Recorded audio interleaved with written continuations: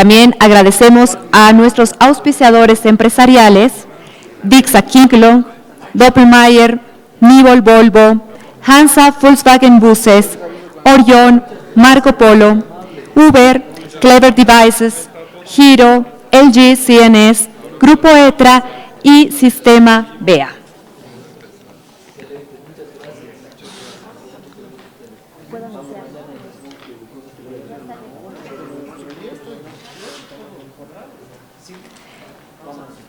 Voy a nombrar a los participantes que nos acompañan en este último conversatorio.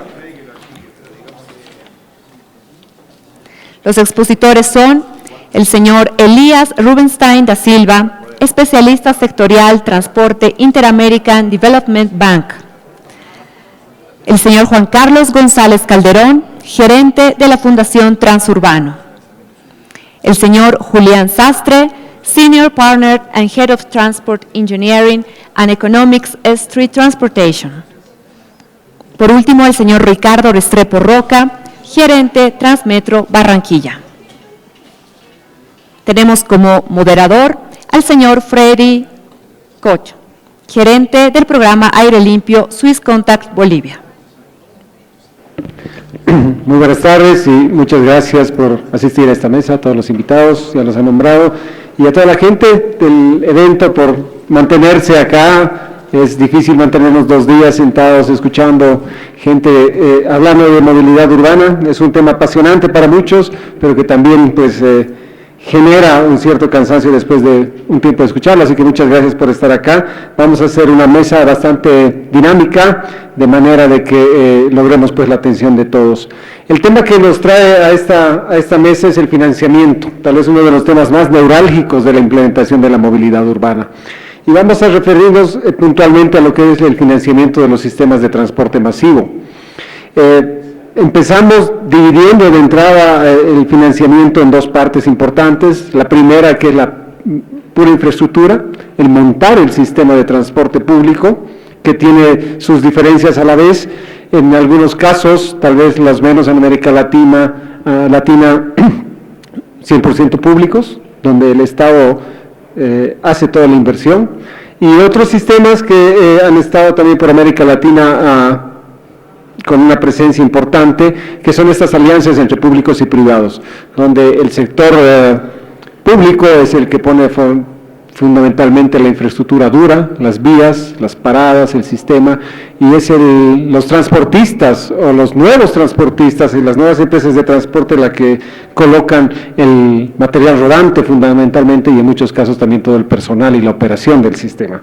Entonces, son como las dos formas dentro de del financiamiento, y luego viene la operación, y cuando hablamos de operación fundamentalmente estamos hablando de equilibrar los costos o los ingresos más bien que tenemos en los sistemas de transporte vía la tarifa, vía publicidad, tal vez en alguno de los casos, con lo que cuesta realmente el operar estos sistemas. En todas las intervenciones anteriores, entre ayer y hoy día, se habló mucho de este tema, de la subvención, de cómo los gobiernos municipales y los gobiernos nacionales asumen también este elemento dentro de su política económica. Y en ese sentido, entonces, yo quería empezar un poquito la conversación y quería pedir a Elías del Banco Interamericano de Desarrollo que nos empiece dando un pantallazo importante, digamos, de cómo se están dando estas alternativas de financiamiento de los proyectos de transporte público en América Latina. Bien, buenas tardes. Sí, son 2 temas diferentes. Un tema es la operación, otro tema es el financiamiento del proyecto inicial, de la infraestructura o de todos los costos de capital necesarios para la implementación inicial. En general, uno tiene que mirar esas 2 cosas desde 2 ópticas distintas, del financiamiento por un lado o el fondeo de los recursos por otro, ¿no? Son 2 elementos diferentes. El financiamiento básicamente es la adquisición de una deuda para llevar adelante el programa el proyecto y su implementación, eventualmente parte de su operación. Pero esa deuda generalmente es accesible en la medida que uno tenga instituciones sólidas, tenga proyectos que sean buenos, estén bien estructurados y tengamos cierta institucionalidad en el sector público y en el sector privado que tiene que llevar adelante la operación o eventualmente partes de la implementación. Y el otro tema de fondo es el fondeo.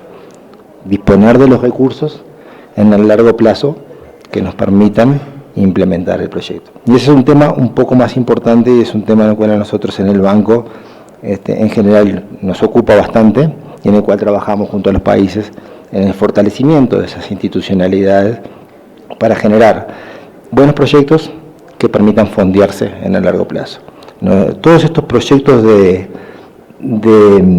reconversión de los sistemas de transporte orientados a una mejor calidad de la movilidad requieren volúmenes de dinero, vamos a ser claros, ¿no? Requieren plata.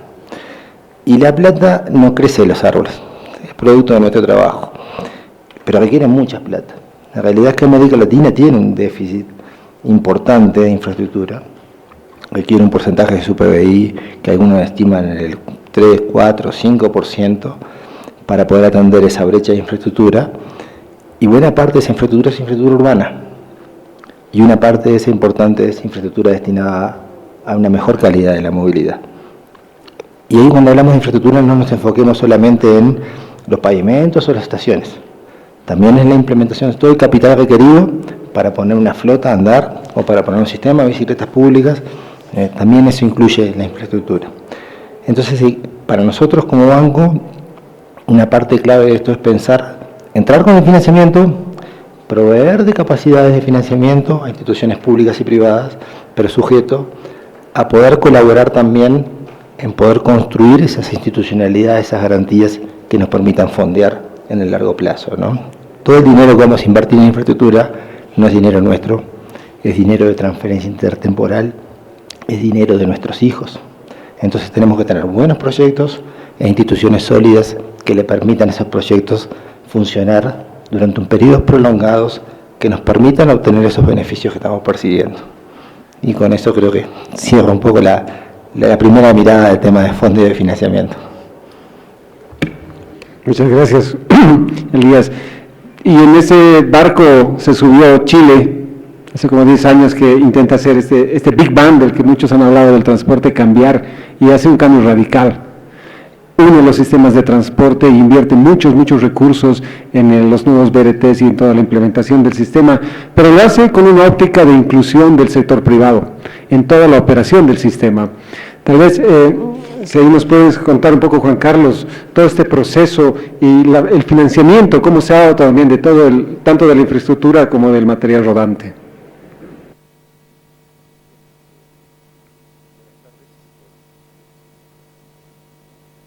Ahí está. Buenas tardes. Transantiago se licitó el año 2005, inició operaciones el 2007, febrero, y no tenía subsidio originalmente. Al poco andar, después de un inicio muy traumático, se hizo claro que se requerían ciertas sumas adicionales. Todo esto estaba basado en un estudio de 3 economistas chilenos más o menos destacados que dijeron que esto se autofinanciaba con la reducción de la flota y con la empresarización del transporte. Sin embargo, no hubo dinero suficiente para financiar la operación diaria. Para eso se tuvo que pedir ciertos préstamos, se pidió un préstamo al Metro, la ENAP dio créditos para dar petróleo, la Empresa Nacional del Petróleo, esa ENAP, se ejecutaron boletas de garantía de los operadores tecnológicos, se pidió un préstamo al BID, ciertamente, incluso en un momento ya se ejecutó el 2% constitucional como fondo de catástrofe. ¿Ya? Se estimó una catástrofe y por lo tanto todos los ministros de la presidenta Bachelet en su primer gobierno tuvieron que firmar un decreto que permitía girar de las arcas públicas el 2% constitucional. Finalmente, en el año 2009 se produce un armisticio político, porque ahí venían elecciones en el cambio de gobierno y el gobierno siguiente no quería tener este mismo problema de cómo financiar el sistema, y se produce la primera ley de subsidio que tenía un esquema basado en que iba a ser decreciente, tenía una mitad de subsidio permanente, o sea, para todo el resto de la historia del país, y un porcentaje que era decreciente, que iba a ser sustituido por alzas sucesivas suaves de tarifa durante el periodo del sistema. que tenía como fecha límite el año 2018. Cuando asume el presidente Piñera, se tuvo que hacer cargo de las alzas de tarifa que no habían sido realizadas por el gobierno anterior, y el sistema ya estaba en déficit. Por lo tanto, hubo que empezar alzas mensuales de tarifa de 20 pesos, 10 pesos, lo cual provocó una reacción de la ciudadanía muy fuerte, y se tramitó un suplemento al subsidio que lo que hacía era equiparar este decreciente en más años. ¿Ya? Esta mitad del subsidio decreciente se llevaba a más años y se suavizaba la curva. Posteriormente, ya en el 2011 se renegociaron los contratos, se cambió el esquema del modelo de negocio y se tramitó una tercera ley de subsidio, que ya fue bastante más importante por dos motivos. Uno, porque se estabilizó el decreciente hasta el término de los contratos y se dio hasta el año 2022, porque algunos operadores ya habían ganado extensiones de contrato por la incorporación de flota más limpia. Y se aumentaron, siempre se fue aumentando, y en el año 2015, nuevamente la presidenta Bachelet hace una cuarta ley de subsidio, donde lo que hace es llevar esto ya a una suma muy alta, del orden de los 800 millones de dólares anuales, para Transantiago, más un equivalente para las regiones, que eso en realidad no es tan real, porque las regiones no tienen sistemas que permitan ejecutar el subsidio. No se ejecuta más del 20% de esa suma. Por lo tanto, lo real son los 800 millones que de Transantiago, hoy día está en 700, más o menos aproximadamente, año 2017, y la justificación de esto era que se compensaba a los operadores lo que dejaban de recibir por llevar a los estudiantes. ¿Ya? El estudiante no podía costar más de un 33% de la tarifa, y por lo tanto todo el gap de diferencia lo financiaba el subsidio. El otro elemento que financia es los transbordos. Las personas tienen una ventana horaria de 2 horas para cambiarse de modo o de empresa, y mientras vayan en el mismo sentido no pagan un adicional cada vez que se cambian, pagan un adicional muy pequeñito. Y en tercer lugar, parte del subsidio financia la infraestructura de metro, aproximadamente un tercio. ¿Ya? Más lo que aporta el Ministerio de Obras Públicas en las horas que sean necesarias. La infraestructura de Transantiago, superficie, la financia las arcas fiscales, las finanzas públicas, y también hay ciertos costos asociados a los servicios complementarios, tecnológicos, al fideicomiso y todo eso. Entonces, por lo tanto, hoy día nos encontramos con que Transantiago cuenta con un subsidio del orden del 40% de sus ingresos, el otro 60% lo cubren las tarifas que pagan las personas, ¿no? Y eso es lo que permite, en el fondo, acceder a diría yo que son los dos elementos de financiamiento más importantes, que es el crédito para ir comprando petróleo, que es un crédito de corto alcance mensual, y el crédito para comprar los buses, ¿no? Que generalmente está resguardado por empresas. Las dos más importantes son el EKN de Suecia, que está relacionado con Volvo, y el BNDES de Brasil, relacionado con Mercedes de Brasil. Es decir, esa ha sido un poco la historia de cómo esto se ha estructurado. Las empresas, ha habido 6 quiebras de empresas operadoras de Transantiago en estos 10 años. La más importante, ciertamente, una que está en curso hoy día, que es de la empresa Subus. Pero eso tiene que ver más bien con las finanzas de las operadoras. No sé, con eso puedo resumir un poco el esquema. Yo sí solamente agregaría que la reforma que se hizo en el 2013 tiene un elemento cultural muy importante, porque hasta ese momento se estableció que lo que se estaba era quemando plata. Estábamos quemando plata por un diseño mal hecho, para que ganaran plata los operadores, en fin. Ese era el concepto que había. La reforma del 2013 cambió esta mirada y la llevó a decir, mira, aquí lo que estamos financiando es calidad del transporte. Es decir, si queremos cobrarle menos a las personas o queremos tener mejor calidad, que no se puede financiar con alzas de tarifa, finalmente lo que estamos haciendo es un subsidio de un sentido bastante social, equiparando un poco el subsidio que se entrega al automóvil privado a través de la infraestructura. Bueno, una mirada muy clara de lo que está pasando en Santiago. Muchas gracias con el Transantiago, y estamos hablando de una subvención que está alrededor de los 700 millones de dólares al año. O sea, solamente para tener en cuenta ese dato, digamos, en la cabeza de lo que estamos hablando. Veía a Ricardo atento la explicación y sobre todo un poco sonrojado cuando hablaba de la subvención y del sistema, si es que era sostenible, y pensaban los que diseñaron el sistema que iba a ser sostenible con la tarifa. Barranquilla, ¿cuál es la experiencia que tienen con respecto al financiamiento del sistema, la operación, el mantenimiento? Bueno, yo creería que te voy a contestar diciéndote que hay esperanza. Hay esperanza de salvarse. Han habido situaciones peores y de peores hemos salido. Y yo quisiera responderte en dos sentidos. La primera parte, completar un poquito. Colombia arrancó una política de organización del transporte público interesante, apoyando los sistemas integrados de transporte masivo. A raíz del modelo exitoso de Transmilenio, en cierta forma lo que hizo fue copiar y pegar al resto de ciudades importantes como Medellín, Pereira, Barranquilla, Cartagena, Cali, Bucaramanga, un modelo que resultó exitoso en tema troncal, y lo que hubo fue como un copy-paste de un ejercicio sano, importante, pero en características de ciudad capital, con una troncal suficientemente densa que atrajera de una vez a los usuarios del sistema a ese sistema. No así sucedió en otras ciudades como el caso de Barranquilla, que si uno mira es un sistema tronco alimentado, pero para poder tener pasajeros en la troncal necesito llevarlos, necesito sacarlos de sus barrios. Entonces hace que la operación sea un poquito más costosa. Pero en términos de la inversión inicial, lo que el gobierno colombiano hizo fue apoyar con el 70% los costos de la infraestructura, la construcción general de las vías, de los portales y de las estaciones, y las ciudades aplicaron el 30% de ese esfuerzo para completar el 100% de las necesidades de infraestructura. Barranquilla tenía una característica fundamental de una administración, unas administraciones públicas difíciles, con muy baja gestión en materia tributaria, con unos niveles de corrupción sumamente altos, con unas finanzas completamente atrapadas y con unas cuentas no muy claras, razón por la cual no era muy fácil acceder a créditos, no era muy fácil tener credibilidad de la banca internacional, más sin embargo había apoyo del gobierno nacional, pero no así era fácil obtener recursos del Banco Mundial, del Banco Interamericano de Desarrollo, a pesar que había mucho apoyo para que estos sistemas salieran adelante.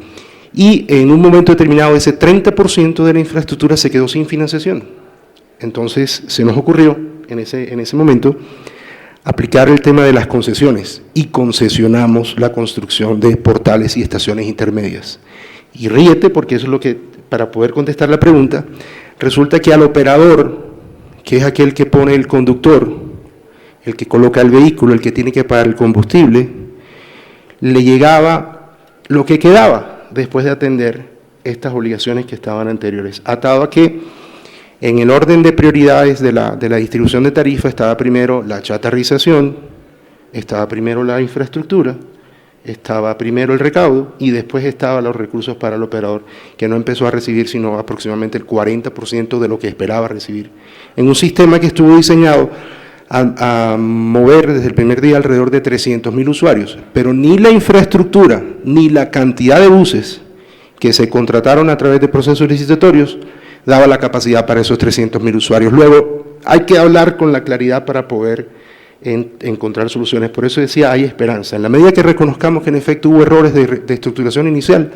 podemos ser capaces de encontrar las salidas a estos servicios que son sumamente buenos y que de verdad dan calidad de vida a los usuarios.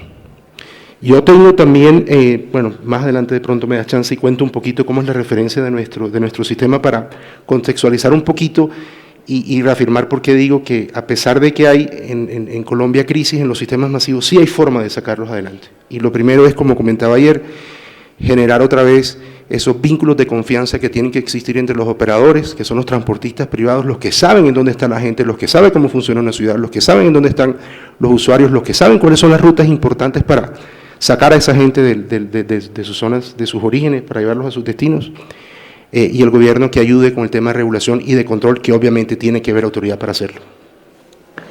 Muchas gracias, Ricardo. Efectivamente, solamente como comentario, Ricardo nos ha preparado algunas láminas sobre el esquema de financiamiento de Barranquilla. En la próxima intervención, por favor, si me van a ayudar con la exposición, no por el momento, solamente lo anuncio para la próxima intervención que tenga Ricardo.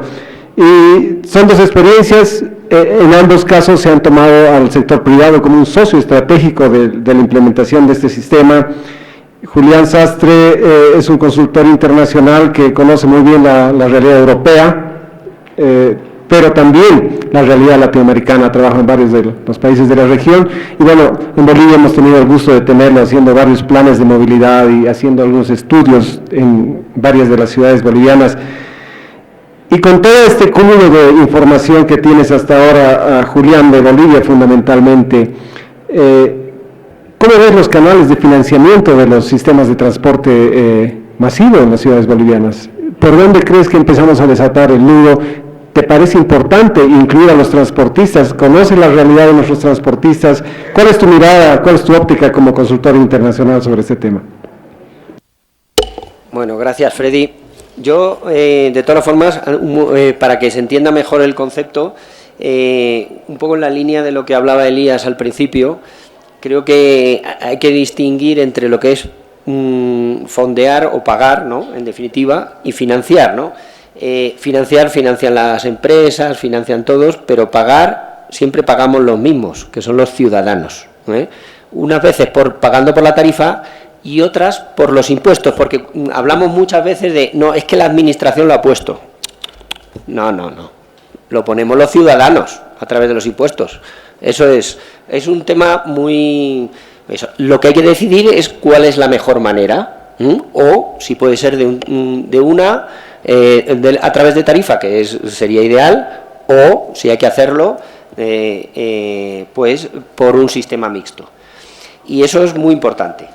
Lo segundo es que las cuentas tienen que estar bien hechas. Lo digo porque no debemos de engañarnos. Y esto todo, como he vivido varios casos en Bolivia, ¿no?, igual que en todo el mundo, no es un caso aislado, es que las cuentas tienen que estar bien hechas. No nos debemos de engañar, porque si no nos llevamos sorpresas. Luego ya decidimos por política, por cuestiones esto, quién debe pagar o quién no debe, o cómo se debe pagar, pero o cómo se debe financiar. Pero las cuentas tienen que estar bien hechas. Y la inversión, tanto la inversión como la explotación, la operación, porque la inversión es para una vez, la explotación es para toda la vida. Si te has equivocado en eso, mal asunto, ¿no?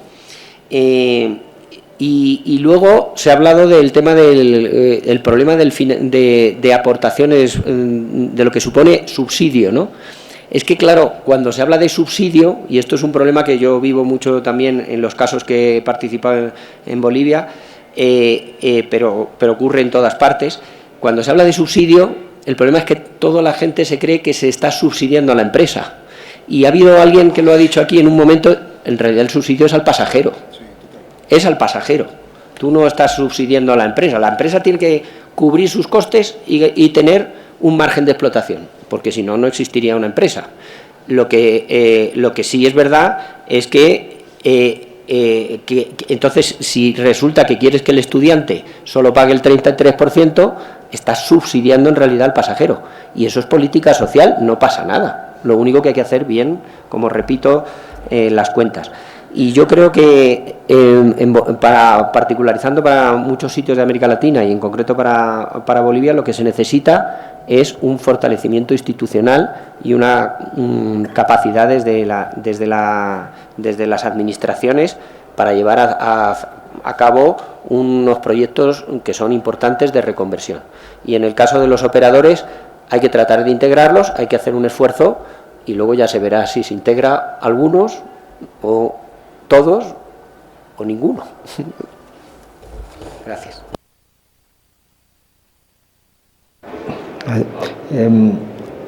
Muy breve, ¿no?, sobre algunos aspectos. Estamos hablando aquí de operación y subsidios. Yo creo que es interesante ver dos cosas. Uno, probablemente estemos penalizando a Transantiago porque estamos olvidando lo que eran las micros amarillas. No, claro. Sí. Creo que eso es indudable, ¿no? Estamos olvidando la realidad que tuvimos 800 millones de un agujero en el cual cayeron todos los santiaguinos y todos los que acompañamos también, pero la realidad es que atrás de eso hay una reconversión de la organización de la industria muy importante. Hay la solución de un problema social muy grave. Los trabajadores del transporte público en Santiago no tenían sus derechos jubilatorios consagrados, no tenían derechos a servicios de salud consagrados. O sea, los usuarios no tenían un seguro. O sea, la situación era un sistema de muy mala calidad. Más allá del confort sobre el vehículo, ¿no? El servicio, y esas cosas tenemos que verlo. Entonces no debemos asustarnos con el subsidio. Sí hay una realidad, apuntando un poco a lo que decía Julián sobre las cuentas claras, es que los subsidios requieren que seamos muy prolijos, muy ordenados y sobre todo que seamos eficientes. Porque si tenemos soluciones que no son eficientes, no vamos a estar usando el subsidio en pro de ese beneficio que queremos lograr, y sí se va a convertir en una transferencia a los operadores.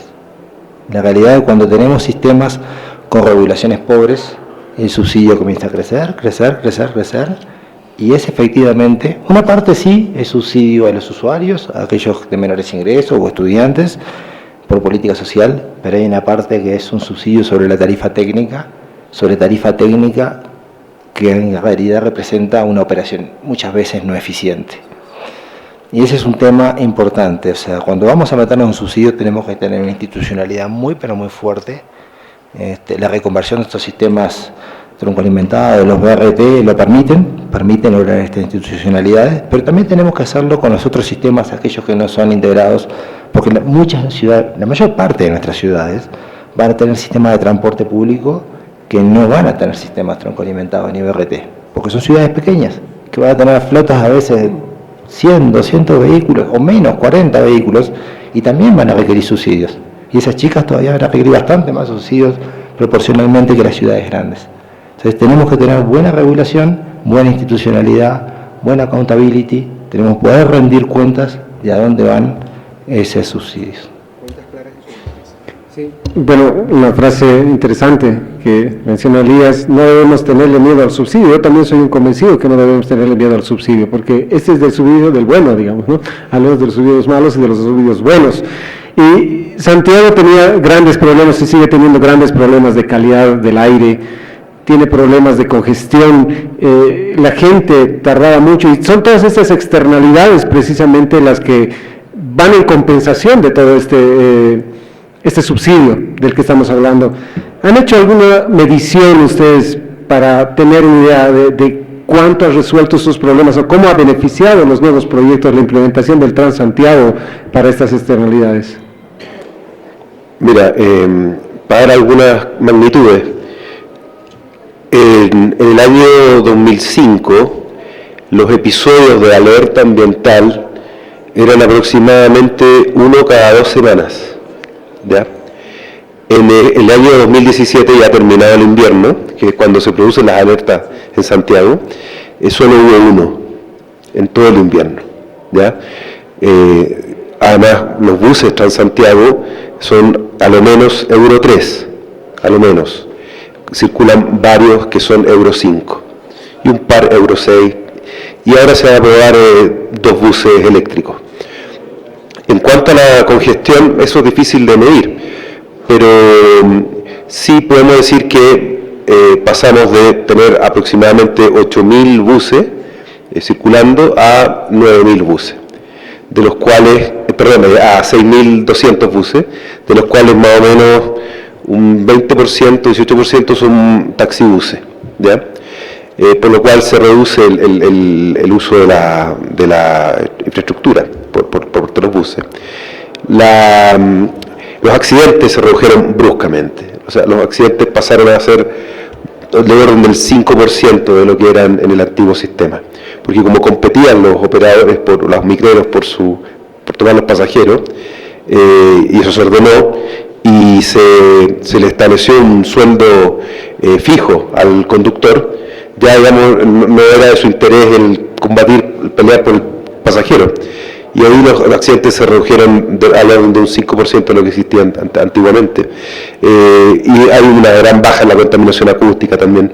En fin, yo diría que Transantiago arrastra con una imagen de su inicio.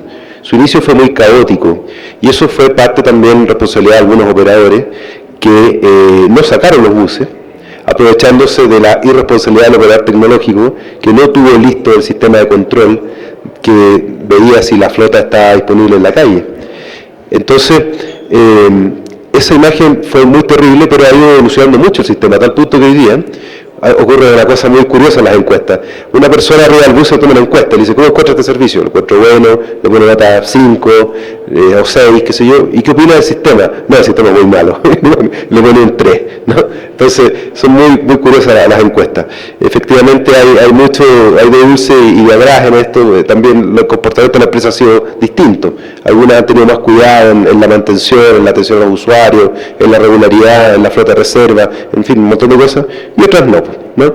Vale decir que, sumando y restando, a mi juicio, el gasto en subsidio está bien aplicado. Hay un sistema que es de bastante buena calidad, que necesita ajustes para mejorar, pero no compite, o sea, entendamos que es un sistema al 100%, no hay transporte informal ni tradicional, es al 100% y está 100% integrado. Gran parte del costo del sistema es ni más ni menos que la integración.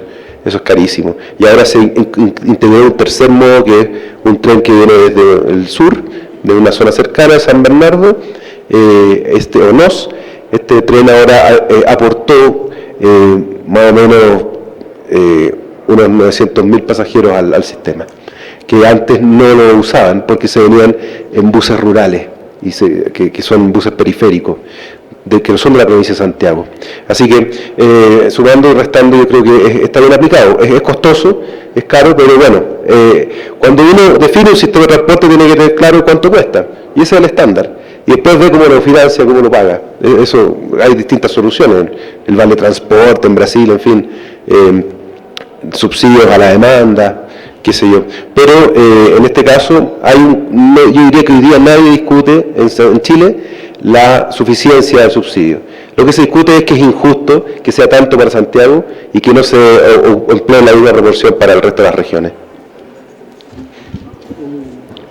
Un reto difícil el que tomó Santiago de llegar al 100%, eliminar cualquier otro sistema de transporte urbano, y pues ayer Juan Tapia nos mostraba del metropolitano que estaba alrededor del 7.5% de la demanda total de viajes de la ciudad. Hablábamos acá en Bolivia de como el 10%, sumando los 3 sistemas al que podíamos llegar. Barranquilla, tienes unos números que mostrarnos, Ricardo. Si nos ayudan, por favor, desde control con las imágenes. La presentación, sí, por favor. Es una presentación que pasó Ricardo Restrepo. Bueno, voy a abusar del auditorio, pero creo que es importante contextualizar a ustedes un poquito cómo funciona el sistema. La tablet. ¿Ya lo tienes ahí? Sí, pero no. Ok, vale. Ubicarlo un poquito en el contexto geográfico donde se encuentra localizada Barranquilla. Nosotros estamos en la costa norte de Colombia, parte norte del continente suramericano. Barranquilla es el municipio núcleo de un área metropolitana que congrega 4 municipios más el distrito central de Barranquilla, aproximadamente 2.2 millones de habitantes. Transmetro, como sociedad, como ente gestor, se constituyó alrededor del año 2003, inició la construcción, es decir, toda la infraestructura necesaria para el sistema hacia el año 2006, y la operación inicial del sistema, ya en operación comercial, arrancó en el año 2010, luego estamos cumpliendo 7 años, en julio cumplimos 7 años de operación del sistema.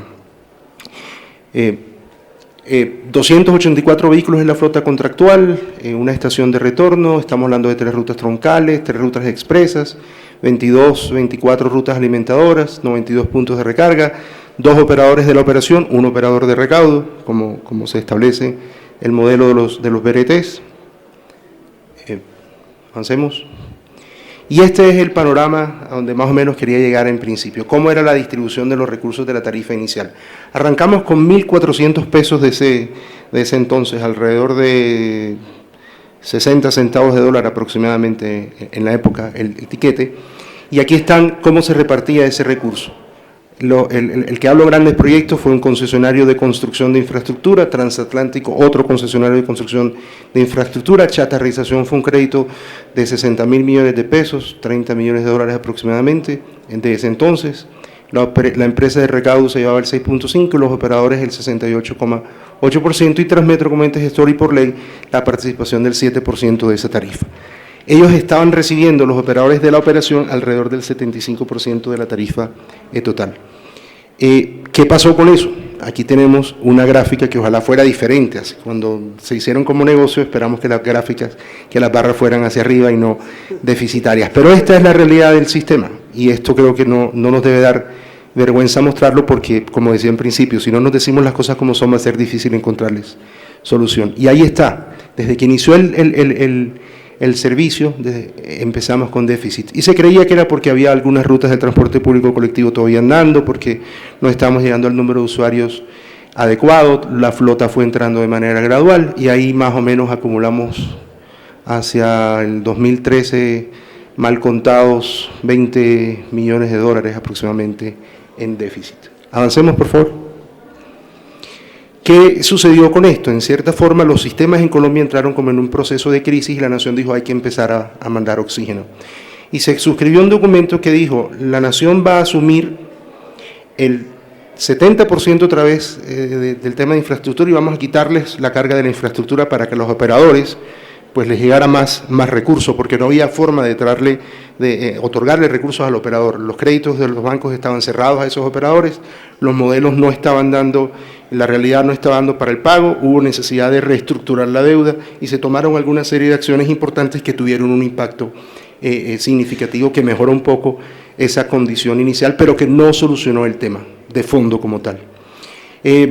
¿Qué fue lo que sucedió? El distrito asumió el crédito de los costos de chatarrización, es decir, esos 60.000 millones de pesos, aproximadamente 150 pesos colombianos del valor del tiquete iban a respaldar ese crédito. Eso lo asumió el distrito de Barranquilla. La nación terminó pagando igualmente alrededor de 150.000, 180.000 millones de pesos de la tarifa que estaba de la infraestructura que quedó financiada con estos concesionarios.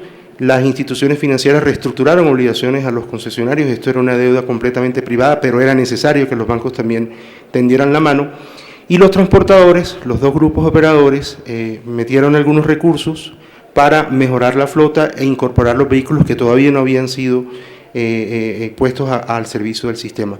El área metropolitana como autoridad de transporte terminó de hacer una reestructuración de rutas importantes para quitarle la competencia al sistema masivo en ese entonces. Y el año pasado, luego de unos 8 meses tal vez de discusiones con la alcaldía, de trabajo con los operadores, dimos con algo que se llama el Fondo de Estabilización Tarifaria, que es lo que quisiera que quedara en el radar como esa luz de esperanza que sí puede haber forma de solucionar estos déficits que tienen los sistemas en su operación.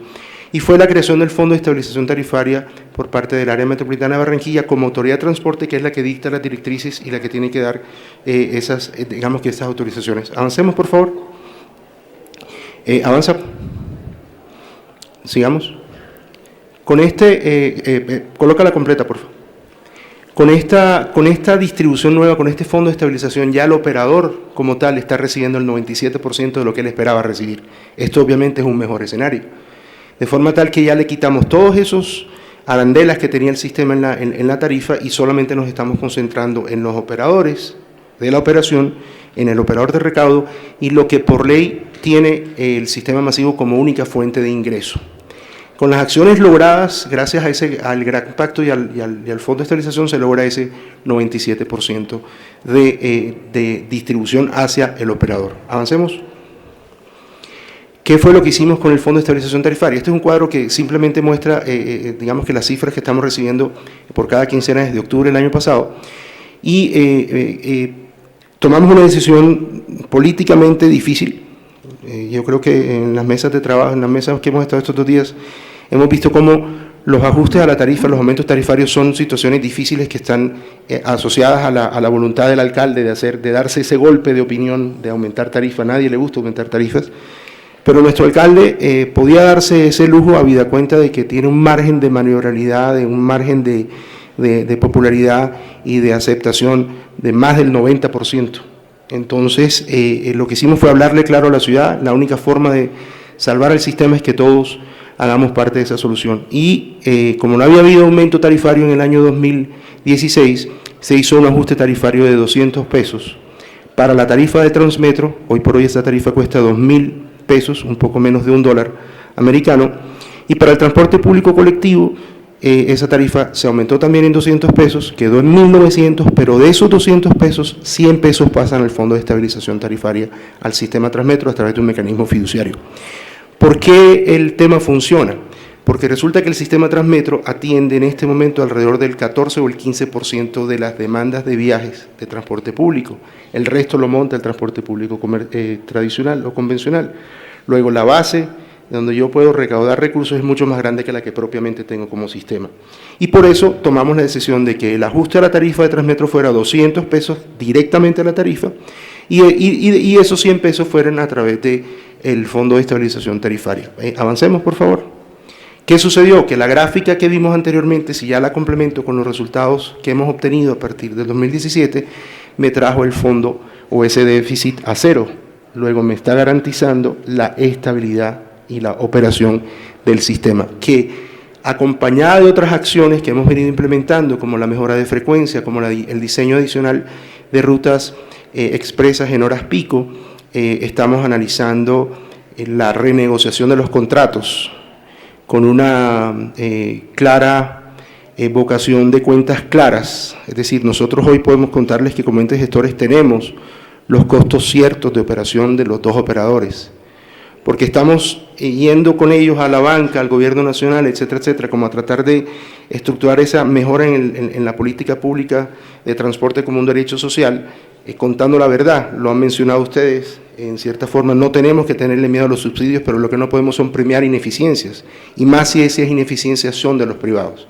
Luego, las cuentas claras tenían que darse hacia precisamente el ente gestor, hacia la autoridad en su momento, de forma tal que esta plata que estamos hoy por hoy orientando a ese fondo de estabilización genere la estabilidad de un sistema que, vuelvo a decir, tiene muchos atributos y que vale la pena apostar por él. Avanza, por favor. Esto, en cierta forma, muestra cómo es el tema de la tarifa técnica y cómo hemos también logrado un poquito mejorar la eficiencia de las tarifas técnicas. Hemos estado mantenidos, recibimos las tarifas técnicas alrededor de 2.800 pesos o 3.000 pesos, alrededor de $1, digamos que por usuario. Hoy por hoy hemos logrado tener esa tendencia a la baja, alrededor de 2.200, 2.300 pesos, y entonces lo que me toca colocar de ese fondo de estabilización son 300 pesos por usuario, porque yo estoy hoy cobrándoles 2.000 pesos a cada uno. Luego, en la medida en que tenga yo esa tarifa técnica controlada, sea eficiente en los costos de operación, ese fondo de estabilización puede incluso permitirnos a nosotros pensar en el crecimiento y la ampliación del sistema masivo y la financiación de otros sistemas a posterioridad. La última, perdón, la gráfica que sigue, y esta gráfica con la que cierro es para mostrarles que en efecto el sistema Barranquilla, el sistema Transmetro tuvo, gracias a, digamos que a este nuevo voto de confianza de la administración con la constitución del Fondo de Estabilización, con el apoyo de los operadores, con la voluntad de retirar por lo menos la discusión jurídica en un momento para concentrarnos en la solución de fondo del sistema, que por lo menos no permitiera que siguiéramos a pérdida, sino que por lo menos estuviéramos recuperando costos, hizo que el sistema masivo Transmetro creciera el 9,5% en lo que había transportado el año inmediatamente anterior, y fuimos el sistema masivo que más creció durante ese mismo periodo. Muchas gracias por la presentación, Ricardo. Una tarifa cerca de $1, estamos hablando, para quienes conocen Bolivia, de 6 bolivianos alrededor. Es una tarifa relativamente alta, la gente diría que caro es el transporte, pero ¿qué otros beneficios tiene el tener un sistema de esa calidad? Y a los consultores siempre hay que hacerles un poquito las preguntas difíciles, ¿no? Y bueno, es que los gobernadores lo fácil lo saben y lo hacen, ¿no? Y lo que no es consultar al consultor y le preguntan, ¿no? Entonces, en la misma línea, para el caso boliviano, tenemos dos sistemas que han optado por ser 100% públicos. Y nos han mostrado sus números, ambos nos han mostrado que subsidian, y no subsidian la ineficiencia o la ineficiencia a través del sector público, perdón, del sector privado. ¿Qué les dirías, qué les aconsejarías a otras ciudades? ¿Que apuesten por asociarlos a los transportistas o ir por sistemas 100% públicos? Bueno, yo quiero seguir trabajando en Bolivia mucho tiempo. Así que a ver cómo lo contesto, ¿no? Bueno, yo creo que por supuesto, la primera opción que hay que barajar es la de integrar a los operadores existentes, ¿no? Pero claro, todos tenemos que poner de nuestra parte, ¿no? y los operadores del transporte convencional tienen que reconvertirse, si no, no es posible. O sea, se tienen que reconvertir, tienen que convertirse en profesionales, pero de alto nivel, en empresarios. Esa es la manera de terminar dando el transporte público que se necesita en las ciudades, ¿no?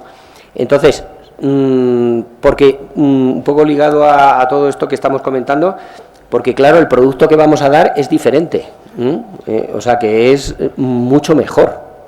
Eso sin duda, o sea, no va a ser mucho mejor, o sea, y además es necesario, es una cuestión de sostenibilidad. Tenemos que conseguir, en términos económicos, hay dos tipos de bienes, bueno, hay un tercero, pero no lo hablamos, pero uno se llama el bien normal y otro el bien inferior.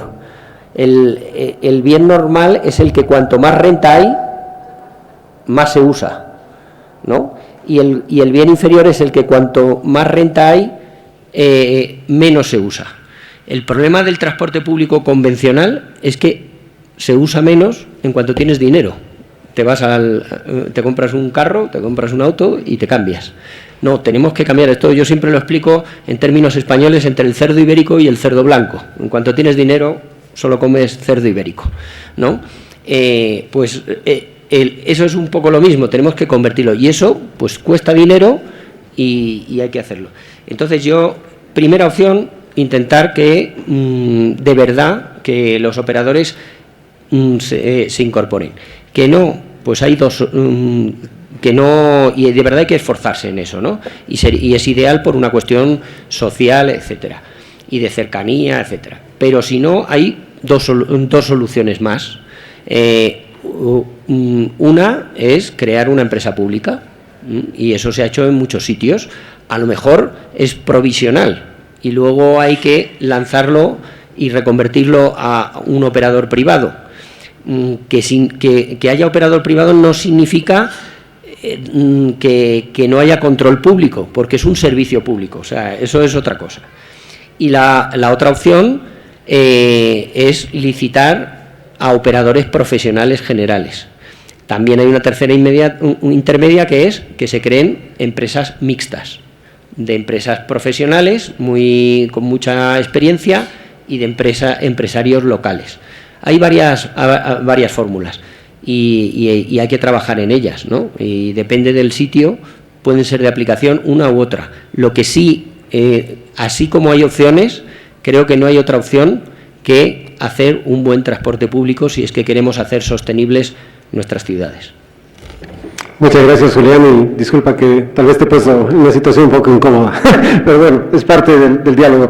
Y el 2008 hicimos el primer Congreso de Transporte Público Urbano en la ciudad de Santa Cruz, en aquel entonces con apoyo también de la cooperación de los bancos multilaterales, y vino un montón de transportistas esperanzados un poco en ver qué es lo que podía pasar, y en aquel entonces ya hablábamos de que ellos tenían que empresarializarse, tenían que cambiar de alguna manera su visión de transportistas y ir formando estas empresas para formar parte de la solución.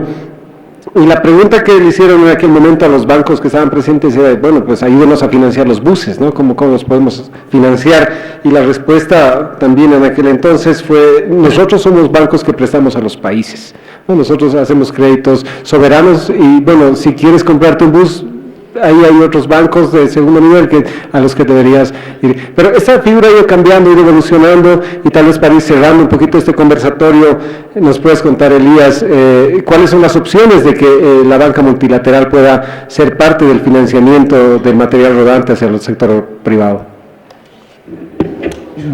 Sí, bien, el banco es un banco de desarrollo, no es un banco comercial. Nosotros financiamos proyectos que estén vinculados al desarrollo de nuestras comunidades, de nuestras sociedades, proyectos que sean buenos, que sean viables económicamente en términos sociales, ¿no? Que además tengan viabilidad financiera, obviamente, y dentro de eso colaboramos en todo lo posible, en todos los aspectos del proyecto que sean necesarios. El banco tiene dos ventanillas, tiene una ventanilla pública, ventanilla que trabaja con gobiernos, que trabaja con garantía soberana, pero también tenemos una ventanilla privada que se ha ido desarrollando, que también bajo esta lógica de los objetivos, de perseguir los objetivos del desarrollo, pero también trabajamos con el sector privado cuando el sector privado está involucrado en proyectos que tienden a la mejora de la calidad de vida de la población. O sea, tenemos los dos aspectos. Básicamente en banca, en lo que es este trabajo con los gobiernos, con los países directamente, sí, nosotros estamos involucrados en proyectos importantes en América Latina, financiamos proyectos de BRT, proyectos de metro, ¿no? En este caso estamos con la línea 2 de Lima, por ejemplo. Estamos en diálogo bueno, estamos en Santa Marta, por ejemplo, trabajando, Colombia. Hoy tuve el intendente de Montevideo acá, estamos apoyándolo también, en una Asunción con el Metrobús, o sea, trabajamos con proyectos ferroviarios también, que estamos trabajando en Argentina, o en Brasil el proyecto de Fortaleza, un proyecto muy amplio también. Tenemos esa línea de trabajo, pero además hacemos una cosa más con ventanilla pública, que es trabajar con el fortalecimiento institucional de las entidades que tienen que promover política o gestionar sistemas de transporte. En esta mesa surgió bastante clara la importancia de tener institucionalidades fuertes, de no embarcarnos en la aventura solamente con la parte instrumental de los subsidios, sino la importancia de tener la solidez atrás, ¿no? Entonces también apoyamos procesos, por ejemplo, como que es del desarrollo de un instrumento financiero que pueda sostener un sistema de transporte público, ¿sí? Colaboramos, por supuesto, en financiar esa estructuración, si fuera necesario. Algo así estamos tratando de hacer en Montevideo, ahora, por ejemplo, recién comenzamos, pero ese es el objetivo. Pero también podemos colaborar con las instituciones del Estado en la identificación de otras fuentes de financiamiento, ¿no? A veces surge la idea de cómo financiamos el sistema de transporte. Hay que poner subsidio. ¿De dónde sacamos la plata para el subsidio? Esa es la pregunta, ¿no? ¿Va a ser más de tributos o vamos a poner un sistema de peaje en el área central de la ciudad o vamos a sacarla del estacionamiento tarifado? Nada de eso es gratuito. Hoy día la tecnología permite implementarlo de forma relativamente sencilla, pero tiene ventajas y desventajas. Más allá de las ventajas y desventajas políticas, tiene ventajas y desventajas desde el punto de vista de los resultados sobre la política urbana. O sea, cualquiera de estos instrumentos de peajes o cobros sobre vía pública o plusvalías o lo que sea, tienen incidencia también en los resultados, en el tipo de ciudad que vamos a tener. Y esas cosas deben ser miradas globalmente. Bueno, desde el banco también apoyamos a las municipalidades o a los ministerios en estructurar esas cosas. Así que eso es lo que hacemos con ventanilla pública. Y con privado trabajamos, es nueva, nuestra ventanilla privada siempre existió, siempre estaba volcada a grandes proyectos, ahora lo estamos reestructurando, la Corporación Interamericana se está reestructurando, tenemos interés en poder colaborar y ahí tenemos básicamente dos formas de trabajo, o sea, de la medida que sean proyectos muy importantes, podríamos entrar inclusive a financiar flota, no es un tema que no nos asusta, y lo otro que podríamos hacer también, que es una cosa que ya tenemos más expertise, porque lo venimos haciendo hace muchos años, es financiamiento en banca, o sea, financiamiento de segundo piso, ¿no? Para asistir a los operadores, cuando a veces a nosotros nos cuesta llegar a operadores porque tenemos costos de transacción muy altos, entonces ese financiamiento del segundo piso hace que la banca comercial, que inicialmente podría no entrar a financiar un operador, bueno, o ahora que está en este tema que se está planteando de los fondos de inversión para flota también, podríamos entrar ahí con garantías que permitan eso. Obviamente ahí lo que se tiene que cumplir es que somos una banca de desarrollo, tienen que hacer proyectos orientados al desarrollo, buenos proyectos con rentabilidad económica, con las cuentas claras, con un buen sistema de accountability y después tiene que cumplir las reglas de Project Finance. Ahí está, una buena esperanza, yo creo, para todos los municipios. No nos debemos olvidar que son cuentas soberanas, de cualquier manera necesitan cualquiera de uno de estos proyectos el impulso y el respaldo del gobierno nacional para que se puedan implementar definitivamente. El Congreso, que básicamente lo estamos cerrando con este conversatorio, tenía un objetivo fundamental y era que sea aprovechado fuertemente por todas las autoridades locales, que haya una masiva participación de las ciudades bolivianas que están ávidas del conocimiento, de querer tener las experiencias de todos ustedes. Así que solamente a manera de despedida y en esa misma línea yo les pediría que les den a ellos un mensaje de aliento, de esperanza, como tú lo has mencionado, en esta temática del barco de la movilidad urbana. Juan Carlos, por favor. A ver, esto tiene una gracia, que finalmente siempre hay un interés público detrás, a pesar que haya mucha plata. Por lo menos lo que ocurrió en Santiago, finalmente las proveedoras de buses que financiaron el sistema a la larga, lo hacían también porque sus bancos de matriz querían ayudar a sus empresas a desarrollarse y a vender, a fabricar buses y venderlos. Por lo tanto, finalmente atrás, bien al final, siempre había alguna securitizadora o algún banco medio público, matriz medio pública, que estaba detrás de esto. Entonces, es importante que los municipios se involucren en estas obligaciones, porque eso, además de bajarle las tasas, le da una garantía al que financia de que va a tener un retorno de esta inversión. Aquí hay una cosa, una vez tuve una conversación en Bancolombia, me acuerdo, muy clara. Me dijo, mira, a mí la prenda del bus no me sirve de nada, porque yo no puedo ir a rematar el bus. ¿Ya? A mí lo que me interesa es que el bus trabaje, que esté todo el tiempo el mundo funcionando y rentando lo más posible, y ojalá lo reparen y siga funcionando, porque eso es la rentabilidad real del sistema para ese banco que en este caso operaba como intermediario, pero de todas formas está asumiendo un riesgo en poner esa plata. Yo creo que la segunda recomendación es invertir, es importante, la inversión a la larga se justifica y renta. A mi juicio el mejor ejemplo es el metro es carísimo, ¿no? Pero finalmente operando es económico y es seguro y a la gente le gusta y todo eso, ¿no?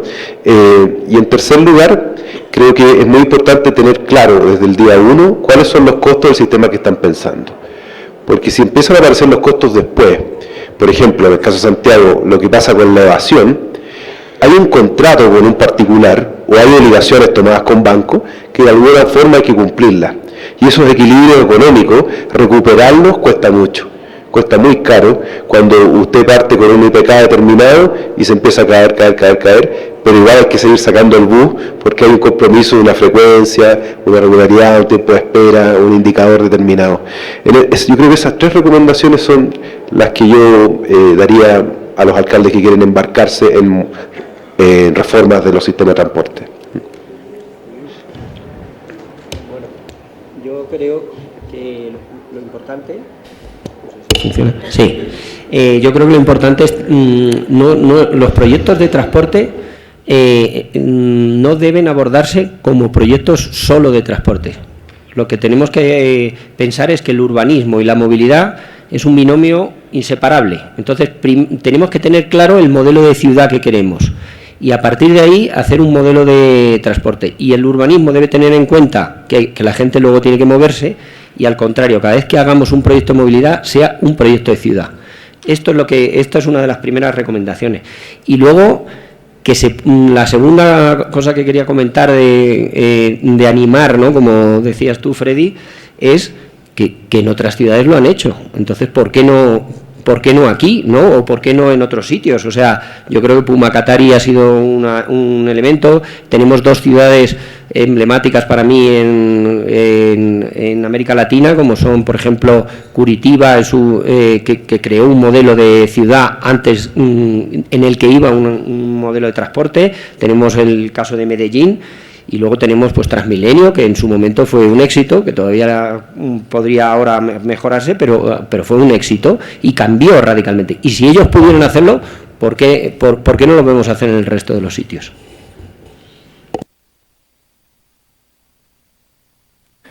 Comparto, Julián, lo que has dicho. Creo que no podemos ver el tema del transporte como un tema de transporte solamente.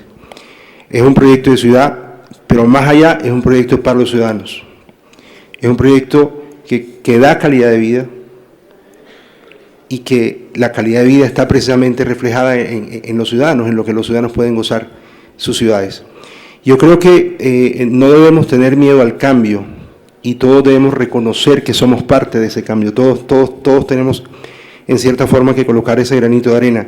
Desde el punto de vista de las autoridades y del gobierno, creo que debemos ser mucho más abiertos a ese conocimiento que tienen los transportistas tradicionales. Tienen 40, 50, 60 y hasta muchos más años de estar haciendo el negocio, de estar conociendo cómo se mueve la ciudad, en dónde están los usuarios, cuáles son las zonas seguras, cuáles son las que no, y debemos estar, digamos que en cierta forma, abiertos a esa información que ellos nos brindan. Yo sí haría la recomendación que son más los lazos que unen a las autoridades con los transportistas que los lazos que separan. Yo creo que no deberíamos estar enfrascados tanto en todas esas contingencias y coberturas jurídicas para hacer los covenants, para estar completamente cubiertos, pensando siempre que me vas a fallar y como me vas a fallar yo voy a estar cubierto. Creo que el principio fundamental y el logro de todo esto se llama confianza.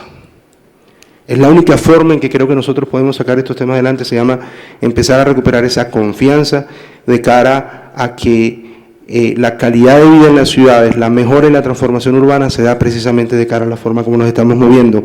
Adoptamos modelos de urbanismo en donde en algún momento determinado decidimos sacar las escuelas, los hospitales y llevarlos a las periferias, y ahora estamos generando los trancones, la calidad de vida baja, porque tenemos que llevar a los niños temprano y se forman los trancones. En las calles la gente ya no sale a caminar porque el espacio tampoco existe para los peatones. Entonces creo que si basamos el eje de todas estas decisiones en los usuarios, en los ciudadanos del común, si le damos exactamente el mismo valor e importancia a todas aquellas personas y reconocemos que se mueven de una u otra forma y le damos ese valor fundamental, creo que podemos lograrlo. No le teman al cambio, témanle a que tengan que ser cambiados porque no fueron capaces de cambiar. Muchas gracias por la intervención, respeto. Elías, un cierre, un mensaje. Bueno, después de ese cierre, no sé si cabe algo. No, muy breve, a ver. Los recursos son finitos y en movilidad urbana sustentable no son solo ómnibus o tranvías o metros. La plata también se necesita para sistemas de ciclovía, inclusive para hacer veredas, para que las personas puedan caminar. Entonces yo destaco la mención de Julián de tener una mirada integral, ¿no? El otro tema es que la mejor forma de lograr no tener necesidad de tener subsidios tan altos es que más gente utilice el transporte público. Y para que más gente utilice el transporte público tenemos que garantizar calidad, pero sobre todo tenemos que empezar a implementar otras medidas que restrinjan el uso del transporte vehicular particular. O sea, si no implementamos otras medidas que restrinjan, o sea, si a la vez que hacemos un sistema de transporte de calidad, estamos permitiendo que se construyan centros comerciales con una oferta de estacionamiento sobredimensionada, no vamos a estar haciendo nada por el transporte público y tampoco le vamos a dar esa rentabilidad financiera que necesita para sostenerse. Entonces, la coherencia de la política es clave. Si no, lo único que va a pasar es que vamos a tener que estar poniendo subsidios crecientes cada vez hasta que en un momento sea insostenible, quiebre y tengamos una tarifa más alta y nos quede un sistema de peor calidad. Muchísimas gracias a todos los panelistas. Tenemos acá una experiencia acumulada muy grande por toda la participación que han tenido y los consejos. Yo creo que todos se van muy motivados. Hay un equipo grande acá en Bolivia que está trabajando en esta temática y sin miedo, intentando no tenerle miedo a los cambios, no tenerle miedo a hacer tal vez malas cosas, porque también haciéndose se aprende, y yo creo que este camino lo hemos aprendido los bolivianos, se ha dado un gran primer paso, y la muestra de que acá se hace un congreso de esta magnitud en Bolivia significa que Bolivia está por el camino correcto. Muchísimas gracias.